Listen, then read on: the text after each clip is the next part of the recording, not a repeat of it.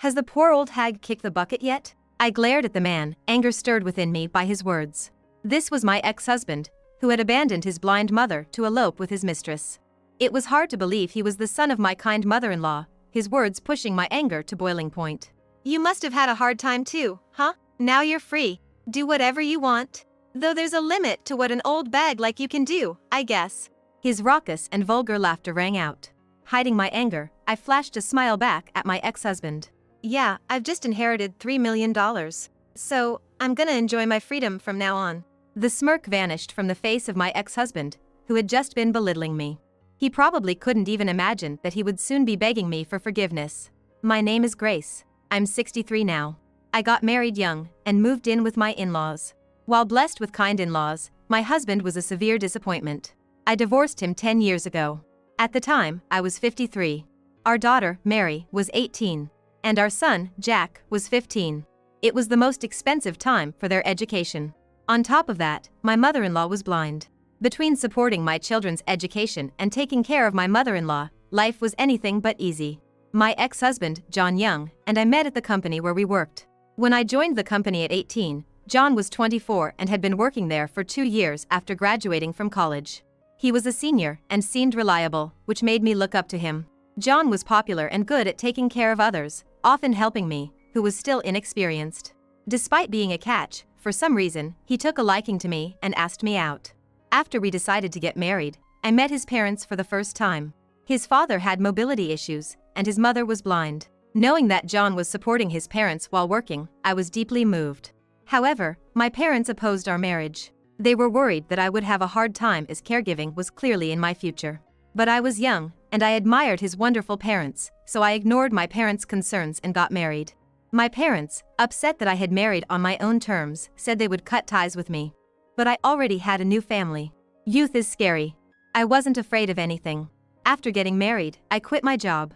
I took on the responsibilities of caring for my in-laws and managing household chores so my husband could focus on his work. My in-laws were deeply appreciative of me and treated me as their own daughter.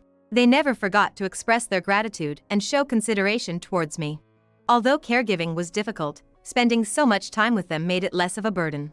My husband worked late every day. I was under the impression that our household was running smoothly. One day, I ran into a former coworker of my husband's at the grocery store. Naturally, we started talking about my husband and me. The coworker said, "Your husband, Mr. Young, always leaves work early because he's worried about you, Grace. He's such a wonderful husband." I couldn't believe my ears. My husband always came home after 10 p.m. He was never home early. There must have been a mistake. That's what I thought, but I couldn't say anything at the time. All I could do was give an awkward smile and agree, yes, that's true. When I got home, I brought it up with my husband. I had planned to subtly hint at the subject. "You've been coming home late recently. Can't you come home a little earlier? I feel bad for your father. It seems a little embarrassing for him to be cared for by a woman. Can't you at least help him bathe?" But before I could finish my sentence, my husband yelled at me. "What? I'm working, you know? I'm not just messing around. Tell my dad not to be so demanding." "But your father isn't demanding anything. I just felt that way." My husband seemed to have no intention of helping with the caregiving. Moreover, I felt he was being too defensive. My bad hunch was probably right. But I couldn't admit it at that time. I was scared of what would happen to me if I confronted him and discovered something I didn't want to know. I had gotten married against my parents' wishes, so I didn't have a home to go back to. I was worried about my in-laws too. In the end, I chose to live each day as usual. One day, I thought of buying an electric wheelchair for my father-in-law.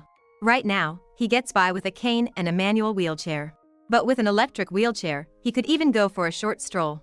If I put my blind mother-in-law in the wheelchair and push her, we could go for walks further afield. I discussed this with my husband. I never doubted that he would agree. But his response was lukewarm. "Huh? Do we need it?" My husband made a grimace at my suggestion. "I'm barely making ends meet with my income. Do we really need to spend money on that?" We were not well off, that's true. But if the wheelchair could bring even a little happiness to my in-laws, I wouldn't consider it a waste of money. So, could we perhaps borrow a bit from the bank and repay it later with my in-laws' pension? I mused. John seemingly partially agreed, warning, "Just don't put me in trouble." I couldn't relay his words verbatim to my in-laws. Yet, when I conveyed the message positively, indicating we could borrow from the bank, my father-in-law was elated. Together, we visited the bank, set up a loan, and purchased an electric wheelchair. My in-laws were utterly thrilled. However, not long after, my father-in-law passed away. I, along with my mother-in-law, were deeply saddened, but John grumbled, "He's just left us with the debt." That's why I said we didn't need to buy it. I was sure my mother-in-law overheard it. And I was filled with guilt. Now it was just me and my mother-in-law living together at home. My mother-in-law was blind, but there were things she could manage by herself at home. My caregiving duties were significantly reduced. Around that time, John suggested we should start thinking about having children. I was doubtful about John at first, but if he's saying that, maybe there was some misunderstanding before. Eventually, we had 2 children. Unfortunately, John didn't change even after the kids were born. He barely paid attention to the household matters. My days were filled with the endless cycle of chores and childcare. Despite it all, my mother-in-law's happiness was my saving grace. She couldn't see the grandchildren with her eyes, but the lively sounds of children had added more smiles to her face since the loss of her husband. We continued to live a happy life from then on. But as my colleague once told me, John was always late coming home from work. The words at my father-in-law's funeral were unforgettable. There was no sense of affection for my mother-in-law or the children, and recently even on his days off, he would go to work, with all the love drained from his face. As long as he was providing financially, it was fine. That was the thought I had started to harbor. Our marriage was failing, but our children grew up to be kind and honest. Change came to our family when our daughter turned 18 and was about to start college. "I'm off to work," John said one Saturday, a supposed day off. I had to stop him. "You promised to take my mother-in-law to the hospital today." It was a promise we had made a few days before. Today was the day for my mother-in-law's medical checkup. It was also the day when my daughter was moving into her dorm as she began college. Knowing these plans in advance, I had asked my husband to take my mother-in-law to the hospital. "What? Isn't that your job as a housewife?" He yelled at me. "Didn't I tell you that today is Mary's move-in day? I need to help her set up her new life and get everything ready before college starts." Apparently, my fiery response agitated my husband. I had never talked back or made such a fuss before. It seemed my outburst surprised him and he was quite upset. "I didn't hear about any of that. I married you because I thought you were not popular and would take care of my parents. Now you want me to take care of my mom? If you can't do it, let her go alone." I was dumbstruck by his words. What a terrible person he was. I had noticed that he was avoiding my mother-in-law. But it's too much to ask a blind woman to go out alone. What's more, his insulting words towards me were unbearable. Knowing the reason why my once popular husband married me, I was filled with regret. "That's enough." That's all I said to my husband. I had given up expecting anything from him. Seeing that I did not retort, he seemed satisfied and said, "Then, take good care of the old lady and the kids." After saying that, he never returned home again. In the end, I had my eldest daughter take care of her dorm move-in and purchase the necessities for her new life. Meanwhile, I accompanied my mother-in-law to her health checkup, and somehow we made it through the day. Everyone noticed that he didn't return, but nobody said anything. A few days later, a letter arrived at our house. It was from my husband. There was no address, just his name. The letter contained a divorce notice and a simple message that he was going to live with his lover. It also stated that he wanted nothing to do with the debt left by the old folks, and we could live our lives as we please. I was exhausted. I felt that I would be happier severing ties with him. Before filing the divorce papers, I informed my children and my mother-in-law about the situation. My mother-in-law was the most shocked. "I'm sorry." She held my hand and kept repeating that phrase while crying. "I've been made happy by you, Grace, and my grandkids, Mary and Jack. But if you're getting divorced, then I'm a stranger. I'll live on my own. It'll take time, but I will move out." That's what my mother-in-law muttered. I replied strongly to her words. "You are no different from my real mother, and you are the only grandmother for my children. We don't need to worry about anything for our future life. We are still a family even after the divorce. Let's live together as we have been." Upon hearing my words, my mother-in-law thanked me while sobbing. However, I was not without worries. Even my husband was better than nothing when it came to the financial aspects. Now, he was gone. I desperately searched for a job, but no one would hire me as I had been a housewife for many years. Both Mary and Jack offered to work. When I thought it was inevitable, my mother-in-law spoke up. "Go to college or high school without worrying. Grace, you can continue as you are without working. Leave it to me." We were perplexed by her words. However, just as my mother-in-law said, our lives continued without any change. If anything, I felt we were allowed to live more lavishly than when my husband was with us. I filed for divorce through my lawyer. My mother-in-law wanted to report him missing, but I had no desire to see that man again. But surely, she must want to see her son, my ex-husband. But even after she reported him missing, my ex-husband was never found. Our family of 4 created many memories, and about 2 years ago, my mother-in-law left to join my father-in-law. In the end, she never got to reunite with my ex-husband during her lifetime. Technically, my ex-husband is her son. I can't just not contact him. But even when I looked up his address, there was no one living there. Reluctantly, we held a small funeral, sending off my mother-in-law with just the 3 of us. And now, standing before me is my ex-husband. He appeared in front of me by chance when I was out shopping alone. I thought I had mistaken him for someone else and decided to ignore him, but he kept his eyes on me. It's probably not a mistake. He must have thought the same because he started talking to me, showing off a much younger-looking woman beside him. "Grace, right? You're as glum as ever. How rude to say something like that." The woman next to him also laughed softly. Seeing them mocking me made me sigh. And just when I was about to walk past them, "Did the poor old hag already kick the bucket?" I stopped in my tracks at his words and glared at my ex-husband. "Poor old hag? Who are you talking about?" As I asked him that, he smirked and answered, "You know who I'm talking about, don't ya? The blind old hag we lived with. Heard it through the grapevine. Must have been tough for you, huh? But you're free now. Do what you want? Well, there's only so much freedom an old hag like you can handle." This crude laughter bellowed from my ex-husband. The anger inside me was reaching its boiling point. But if I show anger here, I'll be playing right into his hands. I suppressed my rage and smiled back at him. "Yeah, I received an inheritance of about $3 million. So, I don't have to work anymore. I'm living life freely. Thanks for your concern." "What?" The smirk on the face of my ex-husband, who had been belittling me just moments ago, vanished. "See ya." My ex-husband stood dumbfounded. As I was about to walk away, he hurriedly called out to me. Wait a minute. An inheritance of $3 million? What are you talking about?" "What am I talking about? I mean exactly what I said. Thanks for disappearing. Because of that, I was able to inherit smoothly without you in the picture." Upon hearing my words, my ex-husband turned pale. I thought it served him right. I had no intention of telling him anything, but I guess he should know. He should know how foolish he is. "You're kidding me. I'm her son, right? I didn't hear about any inheritance. I should have a right to get a share, too." Upon hearing his words, I couldn't help but smirk. "Well, yes, but you were gone. Did you know that after 7 years of disappearance, you are considered legally dead?" "What?" "So, your mother-in-law's inheritance was willed to me, your eldest son and eldest daughter. You have no role in this anymore." My ex-husband looked dumbfounded. I almost burst out laughing. I understood why my mother-in-law told me to file a missing persons report after she had passed. The large amount of inheritance she had left behind. A man claiming to be a lawyer appeared and explained everything to me. My mother-in-law's family was a landowner. However, she, like me, had severed ties with her family. Nevertheless, she had the right to inherit. When her parents passed away, she inherited without telling anyone. Thanks to this, we were able to live without any worries. I once asked my mother-in-law, "Mrs. Young, how are you managing your money? If it's a pension or something like that, please use it however you like." My mother-in-law responded, "I'm using it as I please.